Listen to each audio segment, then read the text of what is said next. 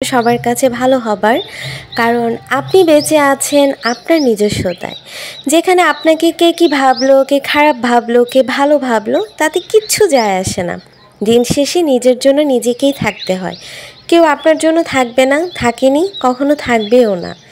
একটা কথা খুব ভালো করে মনে রাখা উচিত আমাদের সকলের, যে জিনিসটা আমাদের জন্য ভালো না সে জিনিসটার জন্য আমরা যতই কান্নাকাটি করি না কেন সেই জিনিসটা আল্লাহ তাআলা আমাদেরকে কখনোই দেবেন না। জীবনে সবচেয়ে বড় সান্ত্বনা হলো আল্লাহ যা করে তা ভালোর জন্যই করে। হ্যালো এভরিওয়ান, আসসালামু আলাইকুম। যে যেখান থেকে বসে আমার এই চ্যানেলটি দেখছেন, আশা করছি সকলে ভালো আছেন। আলহামদুলিল্লাহ, আমিও ভালো আছি। ঈদের পর নানান দিকে ঘোরাঘুরি করা হয়েছে, বাসায় এসে একগাদা কাজ যেন জমে গেছে। তো কি করব, ধীরে ধীরে কাজগুলো করে ফেলছি, সাথে ভাবলাম যে আপনাদের সাথেও কিছু গল্প করে ফেলি।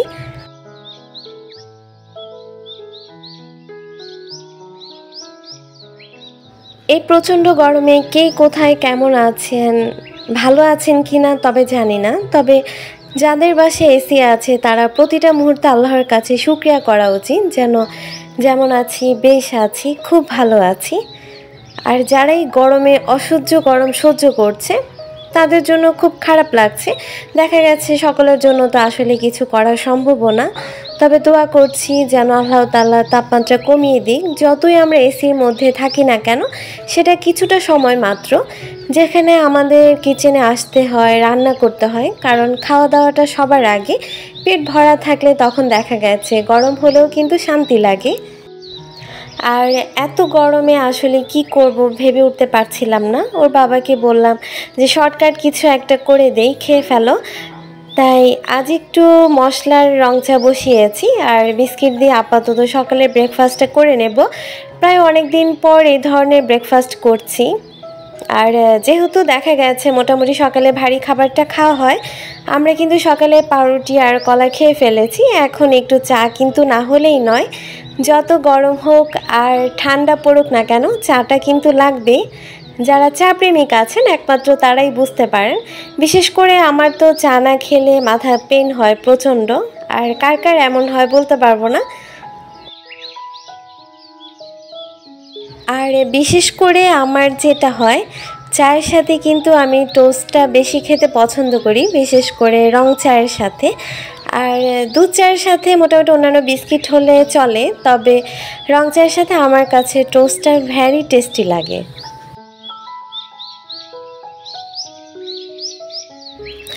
আমার গত ভিডিওগুলোতে কয়েকটা আপু আমাকে প্রায় কমেন্টস করেন যে আপু আপনি এত সুন্দর করে গুছিয়ে কাজ করেন, গুছিয়ে কিভাবে সব কিছু ম্যানেজ করেন, আমরা যেন হিমশিম খেয়ে যাচ্ছি। আর কিছু টিপস শেয়ার করেন। টিপস শেয়ার করা বলতে কি করব তা আসলে বলতে পারছি না। আমি আসলে যেভাবে গুছিয়ে কাজগুলো করি সেভাবেই আপনাদের মাঝে উপস্থাপন করার চেষ্টা করি। একমাত্র ভিডিও থেকেই যে আপনারা টিপসগুলো নিতে পারেন। আর এছাড়া আসলে সংসার জীবনের বয়স যত বেড়ে যাবে আপনার সংসার গোছানোর ভাব কিন্তু এমনিই চলে আসবে। আর আমার কাছে তো মনে হয় আমি সংসারে এখনও খুব কাঁচা, এখনও হয়তো অনেক কিছু গুছিয়ে উঠতে পারিনি। তো যাই হোক, যতটুকু পেরেছি আল্লাহর তাআলার কাছে ততটুকুই শুকরিয়া জানাচ্ছি। আমার কিছু আপুর ভিডিওতে আমিও দেখি যে তারা আমার থেকেও খুব ভালো গুছিয়ে কাজ করে। তো যাই হোক, সেখান থেকে অনেক কিছু শিখি। আর আপনাদের মাঝে আসলে শেখার জন্য শেয়ার করি কোনো কিছু তা কিন্তু নয়, আমিও কিন্তু আপনাদের মাঝ থেকে অনেক কিছু শিখে ফেলি। খাওয়া শেষ করে সাথে সাথে জিনিসগুলো ধুয়ে ফেলেছি, কারণ কাজ জমিয়ে রাখতে আমার একদমই পছন্দ না। যখনকার কাজ তখনই করে ফেলার চেষ্টা করি, এতে করে দেখা যায় যে কাজ জমে থাকার কোনো সম্ভাবনা থাকে না। আর কাজ যদি একবার জমিয়ে ফেলি কোনো রকমভাবে, দেখা গেছে যেদিন অসুস্থ থাকি সেদিন হয়তো বা এই তো করবো, একটু পরে করবো, এভাবে কিন্তু কাজগুলো রেখে দেওয়া হয়। তখন কিন্তু মনে হয় যে মাথার উপর একটা প্রেশার এসে পড়েছে, অনেক কাজ হয়তো বা করতে হবে, এরকমও মনে হয় অনেক সময়। আমার কিছু আপু আমাকে প্রায় সময় কোশ্চেন করে, আপু আপনি যে ডিম রাখার খাঁচিতে এতগুলো ডিম রেখে দেন সেই ডিমগুলো কি নষ্ট হয় কি না। তো দেখা গেছে মোটামুটি আমাদের কিন্তু প্রতিদিনই ডিমটা খাওয়া হয়। বিশেষ করে ডিমটাতে কিন্তু বেশ প্রোটিন থাকে। আর দেখা গেছে আপনাদের ভাইয়া প্রতিদিন সকালে 2টো খায়, আমি একটা, আমার ছেলে একটা, তো 4টা করে দেখা গেছে 8টা ডিম। এছাড়া 1 ডজন ডিম কিন্তু আমার 3 দিনের মাথায় শেষ হয়ে যাচ্ছে, এতে করে কিন্তু আসলে নষ্ট হওয়ার কোনো সম্ভাবনাও থাকে না। আর মাঝে কিন্তু রোজার বন্ধ গিয়েছে, সাথে গরমের জন্য কিন্তু বাচ্চারা বেশ সময় পেয়েছে, তা না হলে কিন্তু এক্সাম শুরু হওয়ার সময় হয়ে গেছিলো। আর তাই ভাবলাম যে ওর যেহেতু সামনে এক্সাম, তো প্রিপারেশন তো অবশ্যই নিতে হবে। তো বারবার দেখা গেছে একই লেখা বারবার রিপিট করে করে দিচ্ছি, এতে করে দেখা যাবে যে এক্সামের আগে যতবার ও লিখবে ততবার ওর চর্চাটা বেড়ে যাবে। ওকে লিখতে বসিয়ে আমি এর পাশাপাশি কিচেনের রান্নাটাও সেরে ফেলছি। আর যেহেতু গরমের সময় কিচেনে একদমই থাকার মতো পরিস্থিতি থাকে না, তাই ঝটপট এমন কিছু রান্না করছি যাতে করে মানে অনেক রকমের খাবারের চাহিদা মেটাতে পারে। তাই আজ আমি সিমের বিচি দিয়ে মাছ দিয়ে রান্না করব। মাছটা ভেজে রেখেছিলাম, আর সিম বিচিগুলো আমি ফ্রোজেন করে রেখেছিলাম, সেখান থেকে ওগুলো নামিয়ে তারপর রান্নাটা সেরে ফেলছি। এতে করে দেখা যাবে আলাদা করে ডাল রান্না করতে হবে না। আর যেহেতু শুধু দুপুরের খাবার খাবো, রাতে আমাদের একটা প্রোগ্রাম আছে, তো সেখানে যাব, এজন্যই হালকা কিছু রান্না করে ফেলেছি। আর সাথে মুরগির মাংস ছিল, সেটাও বের করে গরম করে নিয়েছি। আর ঈদের পর থেকে মোটামুটি গেস্ট এসেছিল, কিচেন তো আর আসলে ভালোভাবে ডিপ ক্লিন করা হয়নি। এছাড়া দেখা গেছে বাসার বাহিরেও ছিলাম বেশ কয়েকদিন, তাই ভাবলাম যে কিচেনটা ডিপ ক্লিনিং করে ফেলি, এতে করে দেখা যাবে যে আসলে ময়লা পড়ে থাকার সম্ভাবনা থাকবে না। আর রান্না শেষে মোটামুটি ক্লিন করেছিলাম, তবে ভালো করে আর করা হয়নি, তাই হালকা একটু কুসুম গরম পানিতে হুইল পাউডার দিয়েছি, ডিটারজেন্টটা দিয়ে তারপর আমি হালকা কাপড় দিয়ে তারপর হালকা ভেজা ভেজা ভাপ দিয়ে কিচেনটা ক্লিন করে ফেলি সব সময়।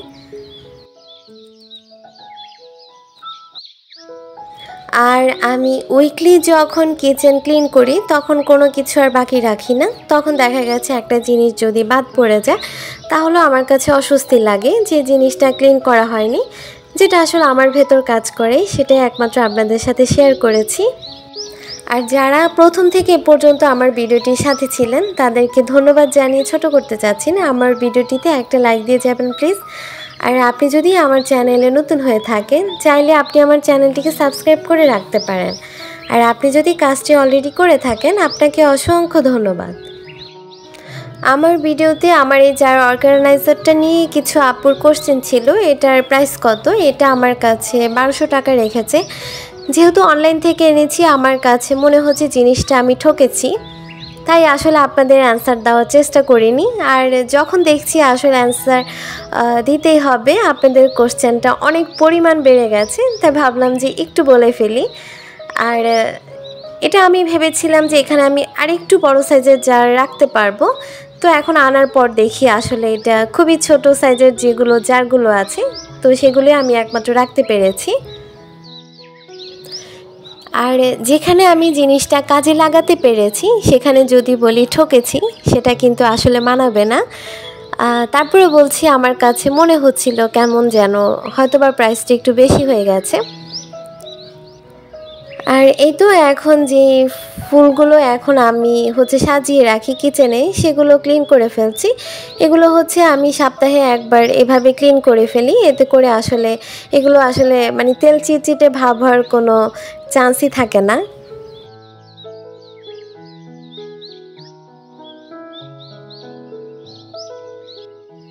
কিচেনের কাজ শেষ করে ফ্রেশ হয়ে নিয়েছি, এর মধ্যে দেখা গেছে এখনও দুপুর হতে অনেক বাকি, তো 12টা বেজে গেছে। খিদেও কিন্তু পেয়েছে, তবে এত গরমে কিছু খেতেও ইচ্ছে করছে না, তাই ভাবলাম যে কাঁচা আমটা এভাবেই খেয়ে ফেলি। আর এইভাবে কাঁচা আম কে কে খেয়েছেন অবশ্যই আমাকে কমেন্ট বক্সে কমেন্ট করে জানাবেন। আম ভর্তা খেতে ভীষণ ভালো লাগে এটা সবারই, তবে এইভাবে খেতে কিন্তু আরও বেশি টেস্টি লাগে। এই কাঁচা আমটার যে চামড়াগুলো খেতে কিন্তু খুব দারুণ লেগেছে, তাই ভাবলাম যে চামড়াটা না ফেলেই খেয়ে ফেলি। ভীষণ রোদ পড়েছে, আর এই গরমে আসলে দুপুরবেলায় দেখা গেছে এই ধরনের খাবার কিন্তু খুবই বেশি ভালো লাগে। আর একটু ঝাল ঝাল হলে তো আরও বেশি টেস্ট, তবে ঝালটি একটু এড়িয়ে চলাই ভালো, যেহেতু গরম পড়েছে অনেক।